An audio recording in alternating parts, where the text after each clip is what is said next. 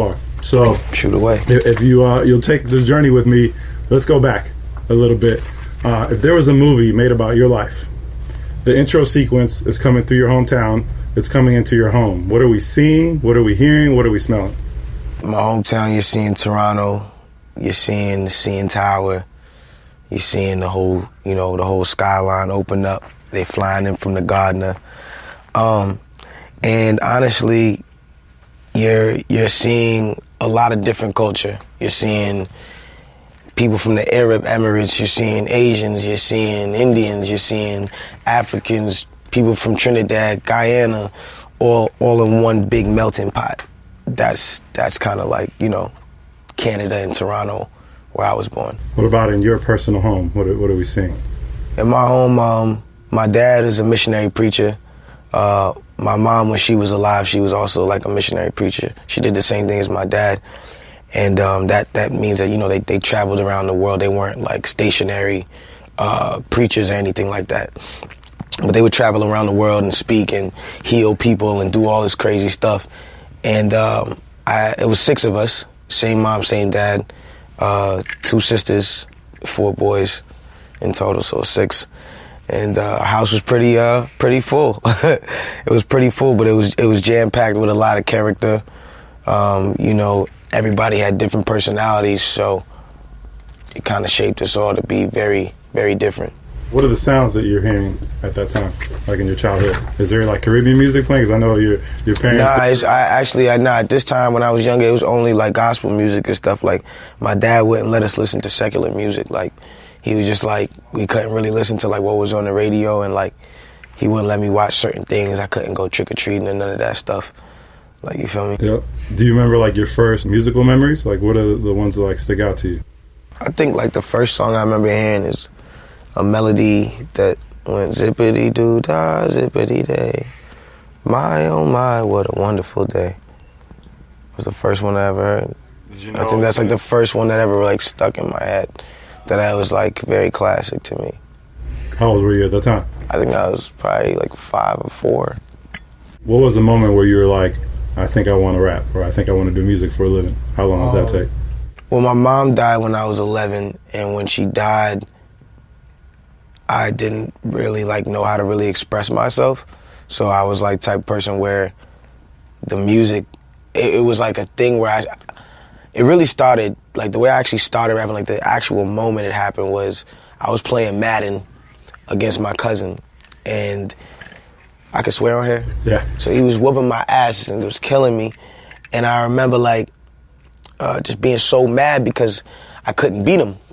And I remember going into the garage and I remember just writing on this piece of paper like, kill him and all this stuff. And I remember like, I remember turning it into like a rhyme and then feeling a sort of freedom from the expression of making music. Because when my mom died, I was a very rebellious child, very, very super rebellious. Like, my outlook on authority, it just wasn't, it's like, you're not my mom, so you can't tell me what to do, sort of thing, you know what I'm saying?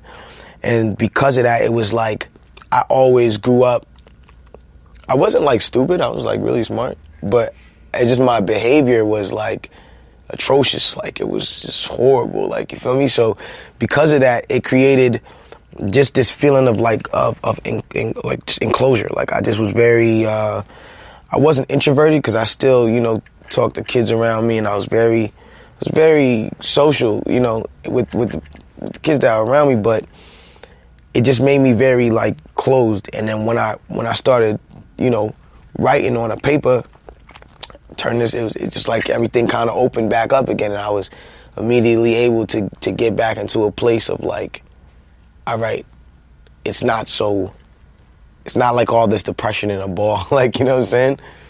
So it's therapeutic in a way. Definitely. It was definitely therapeutic. Is that where the lanes part of the name comes from? Like, I heard that it came from a friend of yours, and it was because you were out in the street, kind of like in between cars. Is that kind of that mentality of like, I don't want to say reckless, but it's just like the maybe not caring as much? Very reckless kid. It was very bad because, like I said, my problems with like how I looked at things, but like I was just a mischievous kid. Like, I did a lot of funny stuff I probably shouldn't have been doing, and That's how I got the name. Was just like I would do stupid stuff, like just with my friends, we playing what's that game, Chicken? You cross the road and the cars are coming, and that's really how I got the name Lanes. You know, the Tory came from when I started rapping and I wanted to rap. I wanted people to call me Notorious, like Notorious B.I.G. But like the kids from my neighborhood were like, "Call you Notorious? You're not B.I.G." You know what I'm saying? So they called me Tory, short for Notorious. You know, and Tory and Lanes. Is Biggie your favorite rapper? Or No, wife? at the time, I felt like that was the thing that you had to say. Biggie's my favorite rapper, but Biggie's is definitely one of the greats, and it's definitely in my top 5. But Pac is really like one of my favorite rappers. I feel like I relate to Pac, or I related to Pac a little bit more. Do you have a favorite Pac or Biggie line? Favorite Pac line? It's a lot of Pac lines, bro. It's a lot of Pac lines. It's really, honestly, I got favorite Pac records, but I can't pinpoint every line because there's so many things that he said that were so crazy. Like I like Only God Could Judge Me. That's like one of my favorite Pac records. Wonder Why They Called You Bitch. You know, I'd Rather Be, like those records. I'm not really like, I wasn't like super like crazed and craved out about the singles. I was more so about the inner music and the depth of it, you know. I am the remember when he was like, yo, I'm gonna spark the brain? Like, yo, that's me. I swear, yo. I promise, like that's me. He said, I'm gonna spark the brains and change the world. Yeah. He said, I might not change the world, but I'm gonna spark the brain and change the world. Where were you in your life when you heard that? Do you remember? I think I was in Canada, but the second time, because I was born in Canada, was there for a couple of years, and then I moved to Florida, which is where my mom died, and that's like where a lot of the stuff in my life kind of happened. Florida, from Florida I moved up to Atlanta, from Atlanta I moved up to New York, and then from New York I moved back to Toronto when I was like 14, 15. So the second time I moved to Toronto, I think is when I actually went back and heard that quote.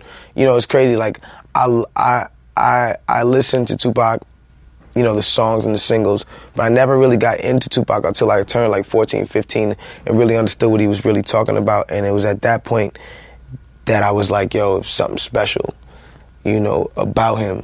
And I felt like this is the impact that I want to have, you know.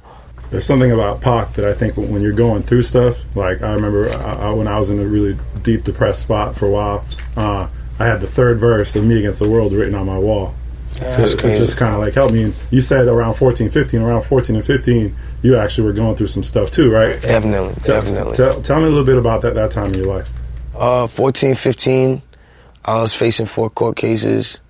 It's crazy, it was so long ago.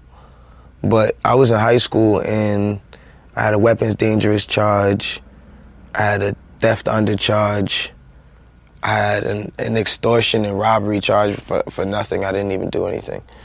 And just a whole other charge as well for weapons dangerous or whatever, some other charge. And it was just like, for me at that time, I remember being so stressed at one point that I was just like, there was one point I was like, I'm not even going to court no more. I just stopped going to court. But I was a juvenile, so it was like, it was a little bit like more lenient for a juvenile when you came back into court after you missed like a date or 2 dates. You know what I'm saying? So it was a point where I was like, yo, these cases just keep piling up. I got a legal aid lawyer, my legal aid lawyer not doing nothing. You know what I'm saying? Every day I'm just going to court and they giving me another date and I'm just stuck in the system. And I was making music. I found a studio with this dude named Rhymes, and I stayed in his aunt's basement where the studio was. It was like a room about the size of this room, probably where the couch is right here. And you know, I slept on the floor of that room every day, and it was hard floor like this, but it had a little carpet over it. But you know the carpet that's like, it's not carpet, it's like just like a padding, like, you know what I'm saying? I used to sleep on the floor every day and wake up and record myself. Had the booth in the closet, press record, run in the booth, press record, run in the booth. You know what I'm saying? Like that's where I came from. And then, you know, taking those songs that I had, turning them into mixtapes, taking those mixtapes, I had to connect. Shout out Hassan, you know what I'm saying, up in Scarborough. He used to print my mixtapes, give me the slips. I used to go to all the malls. Every top security at that time of the malls knew me because they kicked me out their mall. And I kept coming back, and I kept coming back and selling CDs and selling CDs. There's people right now to this day that still have the CD that I sold them. Winnie Harlow, do you see the model Winnie Harlow from Toronto? She got my first mixtape. I sold her my first mixtape. This is not a joke. like she'll tell you, like, this is I was really out there, you know, yo, let me rap for you, let me sing for you. That was my 14, 15, you know, what I was kind of going through at that time. The street life, I mean, it was a survival thing, right? At that point, you couldn't live with your grandma. Like she like told you to go do your thing. At that time, I was 14 when that happened, and then like this time I'm talking about, I was probably like 15, 16, okay. like a year and a half after that. I was staying with these dudes. My grandma didn't let me live with her. Like pretty much, we came from Atlanta at one point. It was me, my dad, my niece, and my stepmother. I hated her, and we, you know, we drove up to Toronto, and my grandma, because the summer previous, I stayed with my grandma, and I was just like I told you, my attitude was just crazy. She was my grandmother, but like I didn't look at her like my mom, you know what I'm saying? So it was just like one of those things where I was just mad, like disrespectful, and just, you know, and so she was like, yo, he can't stay with me. Like, she's talking to my dad, she's like, yo, you can stay here, you know, your wife can stay here, my niece, Soraya, she can stay here, but he can't stay here.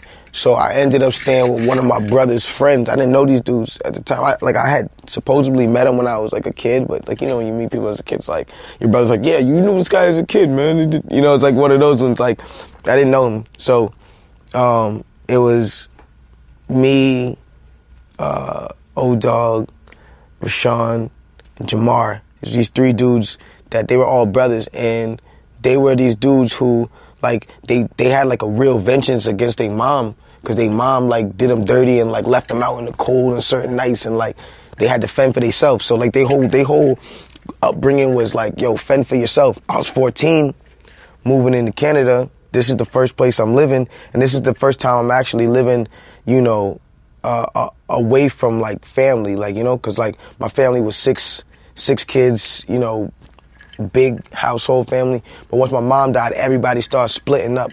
People moved here, this, that, third. I was just the last one out.